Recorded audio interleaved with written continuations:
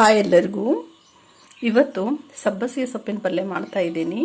ಅದಕ್ಕೆ ಬೇಕಾಗಿರೋ ಸಾಮಗ್ರಿ ಅಂತ ಹೇಳಿದ್ರೆ, ಸಬ್ಬಸಿಗೆ ಸೊಪ್ಪನ್ನು ಕ್ಲೀನಾಗಿ ತೊಳೆದು ಇಲ್ಲಿ ಈ ಥರ ಚಿಕ್ಕ ಚಿಕ್ಕದಾಗಿ ಏನು ಮಾಡಿದ್ದೀನಿ ಹೆಚ್ಚಿಟ್ಕೊಂಡಿದ್ದೀನಿ. ಒಂದು ಬೆಳ್ಳುಳ್ಳಿ ಗಡ್ಡೆ ಇದೆ, ಹೆಸರು ಮಾಡಿಟ್ಟಿದ್ದೀನಿ.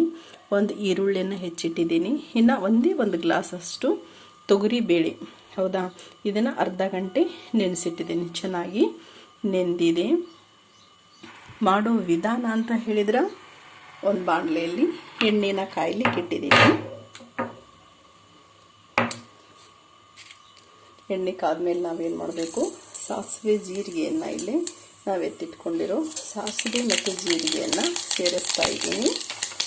ಸಾಸಿವೆ ಜೀರಿಗೆ ಪಟ ಸಿಡಿದ ಮೇಲೆ ಹೆಚ್ಚಿಟ್ಕೊಂಡಿರೋ ಈರುಳ್ಳಿಯನ್ನು ಇಲ್ಲಿ ಸೇರಿಸ್ತಾ ಇದ್ದೀನಿ. ಈರುಳ್ಳಿ ಸ್ವಲ್ಪ ಕಲರ್ ಚೇಂಜ್ ಆಗುತ್ತಲ್ಲ ಬೇಯಬೇಕು. ಮತ್ತು ನಾವು ಎತ್ತಿಟ್ಕೊಂಡಿರೋ ಬೆಳ್ಳುಳ್ಳಿನ ಸಹಿತ ಖಾರ ಕೊಟ್ಟ ಕಟ್ಟಲ್ಲಿ ಜಜ್ಜಿ ಸೇರಿಸ್ತಾ ಇದ್ದೀನಿ.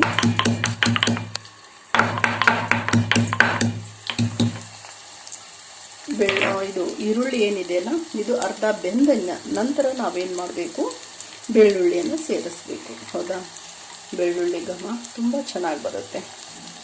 ಸಬ್ಬಸಿಗೆ ಸೊಪ್ಪಿನ ಘಮ, ಬೆಳ್ಳುಳ್ಳಿ ಘಮ ಅಂದ ತಕ್ಷಣ ಆ್ಯಕ್ಚುಲಿ ಇದೇನು ಸಬ್ಬಸಿಗೆ ಸೊಪ್ಪಿನ ಪಲ್ಯ ಏನಿದೆಯಲ್ಲ ತುಂಬ ಫೇವ್ರೇಟ್ ಇದೆ ಆ್ಯಕ್ಚುಲಿ.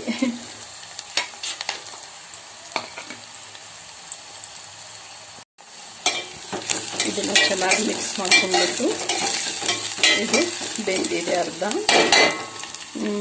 ನಾವು ಆ್ಯಕ್ಚುಲಿ ಬೇಳೆಯನ್ನು ಕುದಿಸಿಲ್ಲ. ಬೇಳೆ ಕುದಿಸಿದ್ರೆ ಲಾಸ್ಟಿಗೆ ಸೇರಿಸ್ಬೋದಿತ್ತು, ಬಟ್ ಬೇಳೆನ ನೆನೆಸಿಟ್ಟಿದ್ದೀನಿ. ಹಾಗಾಗಿ ಈಗ ಒಗ್ಗರಣೆಯೆಲ್ಲ ಈ ಬೇಳೆಯನ್ನು ಏನು ಮಾಡ್ತೀನಿ, ನಾನು ಸೇರಿಸ್ತೇನೆ.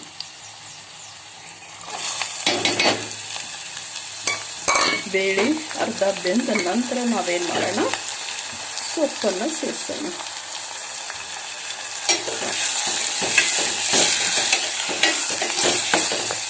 ಆ್ಯಕ್ಚುಲಿ ಬೇಳೆ ನೆನೆಟ್ ಮಾಡೋದ್ರಿಂದ ಪಲ್ಯ ಉದುರುಗಾಳ ಪಲ್ಯ ಹೇಳ್ತಾರೆ.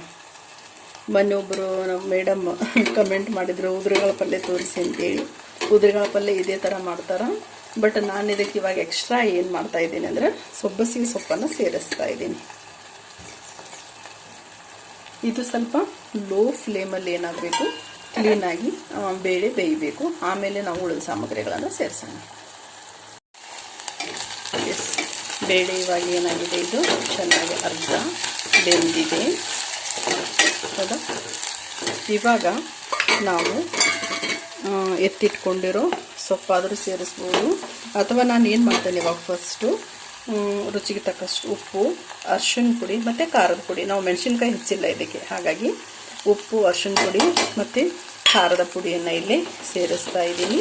ಇದನ್ನು ಚೆನ್ನಾಗಿ ಮಿಕ್ಸ್ ಮಾಡ್ಕೊಂಡ್ಬಿಟ್ಟು ನಾವೇನು ಮಾಡೋಣ, ಸೊಪ್ಪನ್ನು ಸೇರಿಸೋಣ. ಪ್ರತಿ ಸಲ ಹಸಿಕಾಯಿ ಹೆಚ್ಚಾಕಿರ್ತೀವಿ, ಹಸಿಕಾಯಿ ಪೇಸ್ಟನ್ನ ಹಾಕಿರ್ತೀವಿ. ಇವತ್ತು ಖಾರದ ಪುಡಿ ಹಾಕಿ ನಾನು ಮಾಡ್ತಾಯಿದ್ದೀನಿ. ಹೌದಾ, ಹೆಚ್ಚಿಟ್ಕೊಂಡಿರೋ ಸೊಪ್ಪನ್ನು ಇಲ್ಲಿ ಸೇರಿಸ್ತಾ ಇದ್ದೀನಿ. ತೊಗರಿ ಬೇಳೆ ಏನಿತ್ತಲ್ಲ, ಉದುರು ಡ್ರೈ ಇರ್ತದು. ಹೌದಾ, ಹಾಗಾಗಿ ಒಂದು ಚೂರ ನೀರು ಸೇರಿಸಿದ್ರೂ ನಡೆಯುತ್ತಾ, ಅಥವಾ ಆಗಾಗ ಮಿಕ್ಸ್ ಮಾಡ್ತಾ ನೀವು ಅಷ್ಟೇ ಇದರಲ್ಲೇನೂ ಏನು ಮಾಡ್ಬೋದು, ಬೇಯಿಸ್ಕೋಬೋದು. ಅಗತ್ಯ ಇರೋಷ್ಟು ಬೇಕಿದ್ರೆ ಕೆಲವರು ನೀರು ಸೇರಿಸ್ತಾರ, ನೀರನ್ನು ಸೇರಿಸ್ಕೊಳ್ಳಿ, ನಡೆಯುತ್ತೆ. ಮತ್ತು ನೀರು ಹೋಗೋ ತನಕ ನಾವು ಅದನ್ನು ಬಾಡಿಸ್ತಾವಲ್ಲ, ಅವಾಗ ಕರೆಕ್ಟ್ ಆಗುತ್ತೆ ಅದು. ಎಸ್, ಇವಾಗ ಏನಾಗಿದೆ, ಇದು ಚೆನ್ನಾಗಿ ಬೆಂದಿದೆ.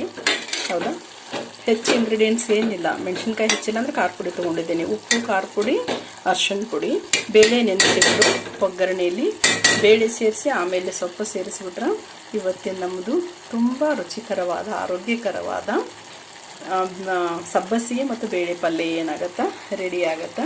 ಜೊತೆಗೆ ಬಿಸಿ ಬಿಸಿ ರೊಟ್ಟಿ ಇದ್ರಂತೂ ಇದರ ರುಚಿ ಏನಾಗುತ್ತೆ, ಇನ್ನೂ ಡಬಲ್ ಆಗುತ್ತೆ. ಹೌದಾ, ಈ ಥರ ಆರೋಗ್ಯಕರ ಸೊಪ್ಪು ತರಕಾರಿಗಳನ್ನು ನಮ್ಮ ದಿನನಿತ್ಯದ ಆಹಾರದಲ್ಲಿ ಬಳಸ್ತಾ ನಮ್ಮ ಆರೋಗ್ಯವನ್ನು ಕಾಪಾಡ್ಕೊಳ್ಳೋಣ ಅಂತ ಹೇಳ್ತಾ ಇವತ್ತಿನ ವಿಡಿಯೋವನ್ನು ಮುಗಿಸ್ತಾ ಇದ್ದೀನಿ. ನೋಡಿರುವ ತಮಗೆಲ್ಲರಿಗೂ ಧನ್ಯವಾದಗಳು. Thank you.